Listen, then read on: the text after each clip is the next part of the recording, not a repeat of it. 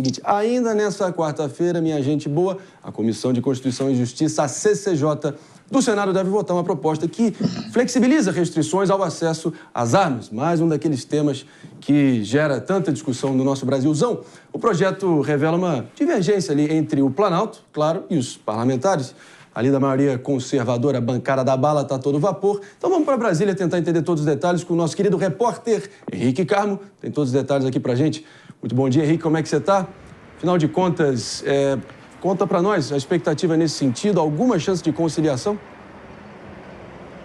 Bom dia, André Marinho, bom dia a todos da bancada do Morning Show, todos que nos acompanham.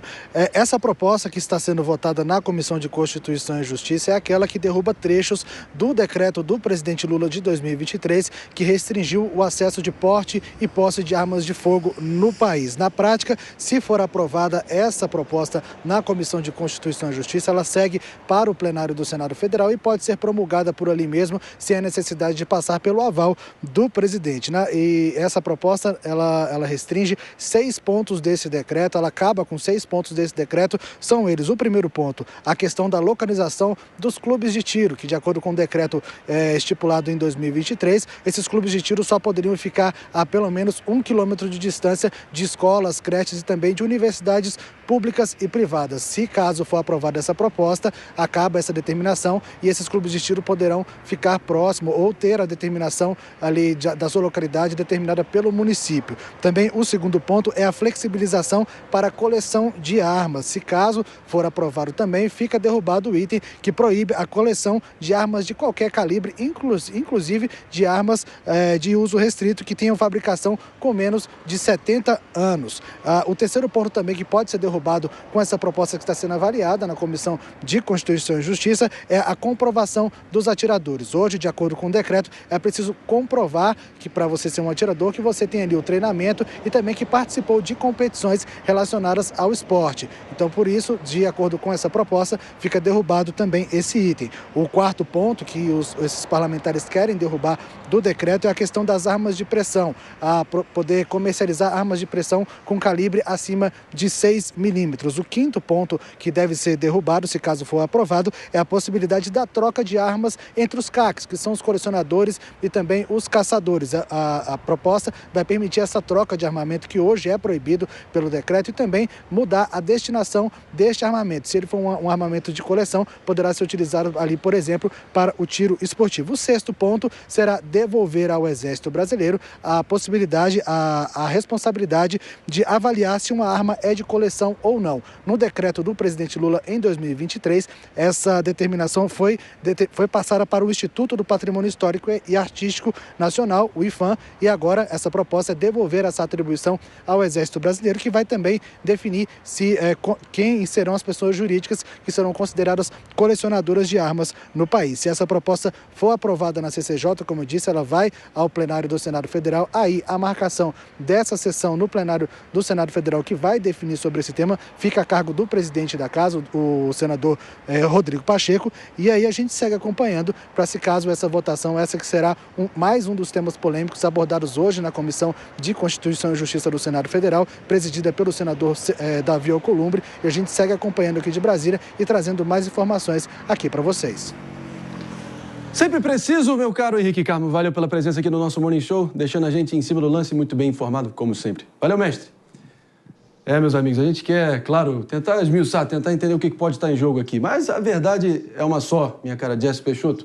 Minha diretora ali, nosso Palumbo, tá ouvindo? Nosso Palumbo tá de volta, reconectado, então eu vou direto com o Palumbo. Se você me permite, já a gente quer te ouvir também. Pelo seguinte, Palumbo, parece que esse acordo vindo do Senado é uma articulação não só dos CACs, né, os colecionadores, atiradores desportivos e caçadores, toda essa comunidade, a própria bancada da bala no Congresso e o governo. Então, tentar desmerecer esse esforço conjunto como apenas, sei lá, um lobby armamentista e se isso for adiante seria uma eventual derrota para o governo Lula, eu acho que é mera propaganda. Você concorda?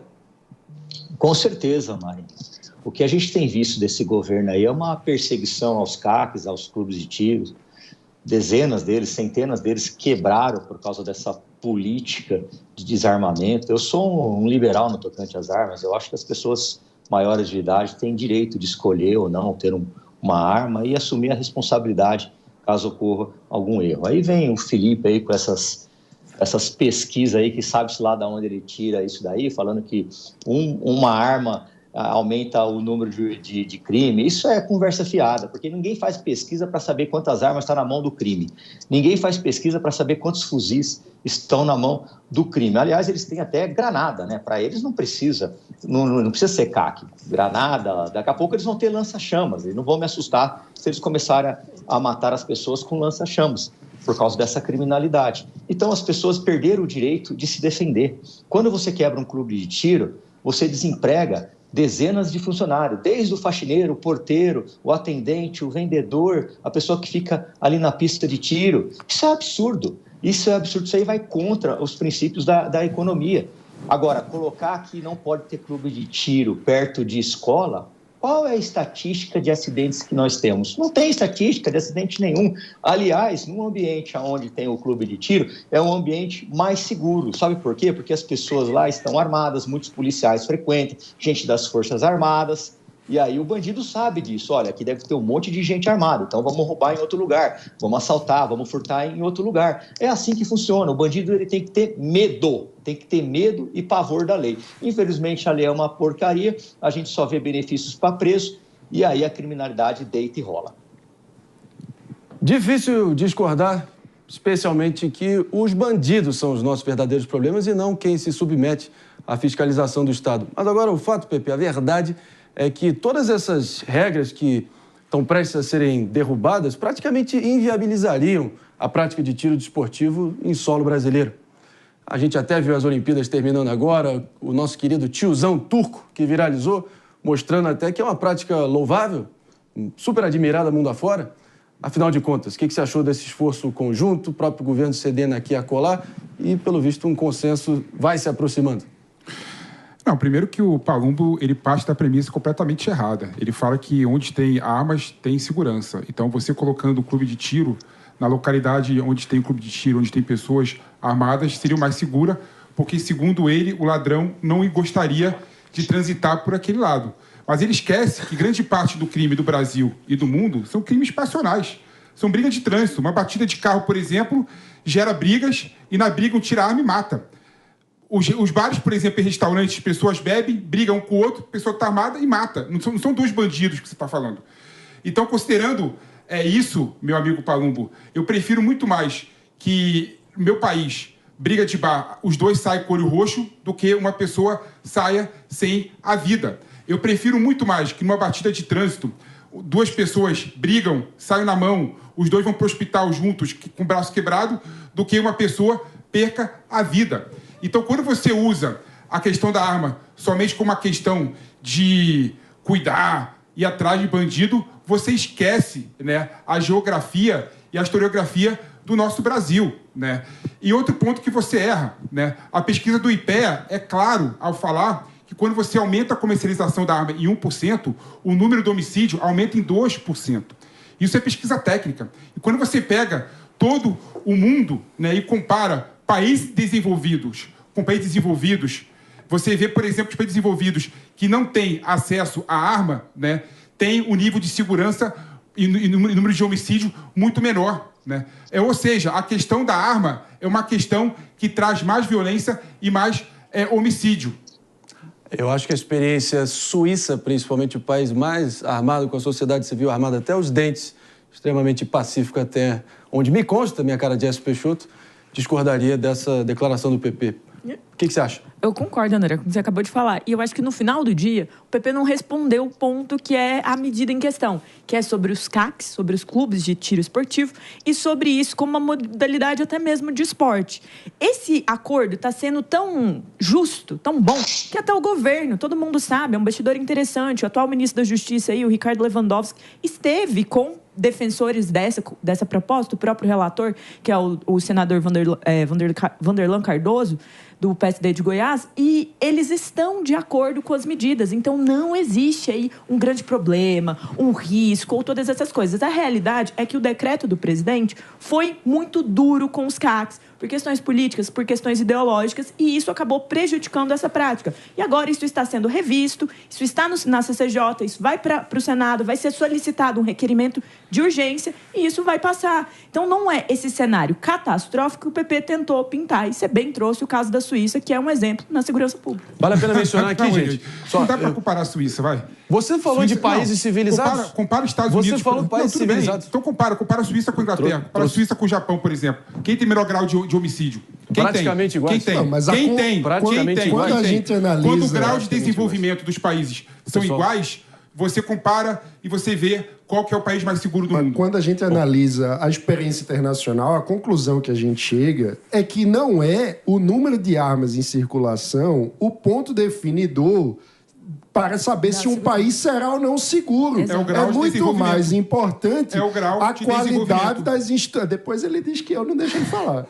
É muito mais importante a qualidade da justiça, do Estado de Direito, do império da lei. E essa é a grande questão do problema da criminalidade no Brasil. É que a justiça não consegue fazer o seu trabalho, apesar de custar 1,6% do PIB. O PP acha pouco, mas é a justiça mais cara do mundo que entrega serviços de qualidade muito baixa. Esse é o ponto central. Se vai ter uma regulação de arma mais rígida ou mais flexível, há diversos modelos em diversos países. Não é isso o que é o definidor se teremos ou não homicídio. Pepe, a gente vai te ouvir, provavelmente você foi mencionado, mas sem antes eu trazer aqui um recado importante para vocês que estão aqui acompanhando esse debate acalorado necessário sobre as questões mais quentes e prementes do debate público brasileiro. Olha, essas e outras notícias você consegue ler no nosso site da Jovem Pan e temos até uma enquete lá para você dar a sua opinião. A gente quer ouvir, porque Vox Populi, Vox Dei, a voz do povo é a voz de Deus. Afinal, você aí do outro lado da tela, no corre, no trabalho, enfim, nos ouvindo também, você é a favor de facilitar o acesso a armas? Muito simples, a gente quer te ouvir. Acesse o nosso site www.jovempan.com.br e deixe ali a sua opinião. A gente vai estar trazendo no final do programa o levantamento e, claro, revisitando esse tema na medida que ele for avançando. Acompanhe as notícias que está sensacional o serviço do site da Jovem Pan. Voltando aqui, se você me permite, Pepe, só ouvir o Fabrício aqui que me pediu a palavra, está esperando pacientemente e a gente te ouve e segue adiante. Eu concordo com o que o Mano falou, que não é a quantidade de armas em um país que define a questão da segurança. A Suíça é um país armado, tem uma ótima segurança. O Japão é um país desarmado, também tem uma ótima segurança. Então isso, eu acho que não dá pra gente traçar um paralelo em relação à quantidade de armas na mão da população civil. Já falei aqui, repito, que não cabe à população civil a questão da segurança pública. A gente não pode terceirizar essa responsabilidade para a população. Isso é papel do Estado, óbvio que sim. Mas isso não é a discussão aqui. A gente está falando de CACs. Não entendo por que precisaria de um clube de tiro perto de uma escola. Acho que isso pode acabar trazendo algum tipo de problema. Parafraseando Todo Mundo Odeia o Cris, André, é dureza roubar uma loja de armas, né? Porque eles têm armas lá dentro. Parafraseando essa série incrível. Mas é impressionante como a sabedoria popular, das fontes que a gente menos espera da cultura pop, normalmente trazem ali. É o que muitos chamam da sabedoria subjacente do povo. Essa conversa. O pior é que o Brasil consegue ser aquele país que até arsenal do exército é assaltado. Mas eu queria soltar uma provocação, porque eu gostei. Eu gostei de ouvir o que o Palumbo falou, rapidinho, André, sobre a perda de empregos, caso a gente não tenha clubes de tiro aqui no Brasil. Ou seja, se a gente legalizar, por exemplo, a maconha, Palumbo, a gente vai poder ter toda uma cadeia produtiva no país, desde o agricultor lá no interior do país até o vendedor aqui na loja no centro de São Paulo, hein? Vamos fortalecer esses empregos também, será? Ou será que aí é outra história? Vamos ouvir você, Palumbo, você, já que você foi citado, mas eu vou ter que fazer um rápido break, Palumbo, só um segundo, Palumbo, pelo seguinte, fazer um rápido break para você que está no corre do dia a dia, no carro, no trabalho, enfim, nos prestigiando, ouvindo, sintonizado aqui na Jovem Pan. Nosso Morning Show volta daqui a pouquinho. Agora sim, meu caro delegado deputado Palumbo, a palavra é sua, já que você foi mencionado diretamente, provocado aqui pelo nosso Fabrício Neto. Isso aí é papo de maconheiro, né? Maconheiro que quer liberar isso daí. Isso aí qualquer um consegue entender isso daí. Vem comparar o clube de tiro com o tráfico de drogas, como se fosse legalizado, não teria o tráfico de drogas. Continuaria tendo. Eu te dou um exemplo. Um morador da periferia, um cara que é viciado, uma pessoa mais pobre, você acha que ele vai lá no melhor shopping de São Paulo comprar a maconha dele? Ou você acha que ele vai comprar na biqueira, bem mais barato? Ele vai comprar na biqueira, bem mais barato. Isso é absurdo. Comparar o crime de tráfico de drogas com os CACs é absurdo. E outra, qual é a estatística que tem de acidentes de clubes de tiro ou de crimes de clube de tiro perto de escola? Não tem nenhuma estatística disso. Não tem. Então, simplesmente criaram isso. Por que que não é? Por que que é perigoso? Eu queria que você me explicasse por que que é perigoso. Veja, Paulo, eu acho que a gente não precisa de um clube de tiro perto de uma escola para não dar nenhum tipo de possibilidade. Veja o que acontece, por exemplo, nos Estados Unidos, que é um país altamente armado, e a quantidade de tiroteios que tem em escola por lá, né? É um risco desnecessário que a gente corre. Se a gente pode evitar, colocar em... Não estou falando que eu sou contra o clube de tiro esportivo, mas se a gente pode afastar perto de um ambiente cheio de crianças, onde a gente olha para a experiência internacional e vê que isso traz um problema grande... Será? Eu acho que a gente pode evitar. Um dos casos mais recentes e flagrantes e trágicos nos Estados Unidos, que é considerado, e sim, é a meca ali desses desastres com armas, foi em Parkland, na Flórida, onde foi o trabalho atabalhoado e tardio dos policiais de não terem chegado à cena do crime antes, dormiram no ponto e acabou gerando ali uma carnificina inominável numa pacata cidade ali na Flórida. E acaba sendo mais um daqueles testemunhos, né, de que a única forma de parar um sujeito mau com uma arma é um sujeito bom com uma arma. É a vida como ela é simples, é lógica, básica. Vou ouvir o PP rapidamente aqui, que pediu a palavra antes da gente seguir adiante. Tem muito ainda pra gente repercutir aqui no nosso programa. O Palumbo não conseguiu responder, né, qual que é a diferença do clube de tiros, né, em relação ao trabalho e qual que seria a diferença em relação à eventual legalização das drogas, porque ele usa um recurso retórico falando do tráfico, mas se for legalizado não tem tráfico nenhum, né? Só que só colocar um ponto, Marinho. Uruguai. Tem uma questão importante. Olha o Uruguai, né? Quando você vê os países desenvolvidos que têm acesso à arma, dos países desenvolvidos que não têm acesso à arma, o que explica o baixo grau de homicídio não tem nada a ver com a questão institucional, não tem nada a ver com a questão de respeito à lei. É com o grau de desenvolvimento e com o nível de desigualdade social muito menor, muito baixo, né? Então, isso explica. Se o Brasil fosse um país igual, né, todo mundo rico igual, talvez a discussão, de fato, sobre legalização e comercialização das armas fosse inócua, né? Fosse desnecessária. Mas não é. E o estudo mostra exatamente isso. Não precisa ir muito longe. Todo mundo normalmente cita o Paraguai, aqui nosso vizinho, Palumbo, como um exemplo do país, possivelmente o país mais armado na sua sociedade civil no nosso continente, com taxas de homicídio e criminalidade sensivelmente menores do que a gente vê aqui no Brasil e também com taxas de índice de desenvolvimento humano e desenvolvimento econômico na média semelhantes ao nosso Brasil. Não é que o Paraguai é uma potência Wakanda perto do Brasil, como se o Brasil fosse o bang-bang desgovernado, que é em grande grau. Mas, enfim, vamos lá, seguindo em frente. Esse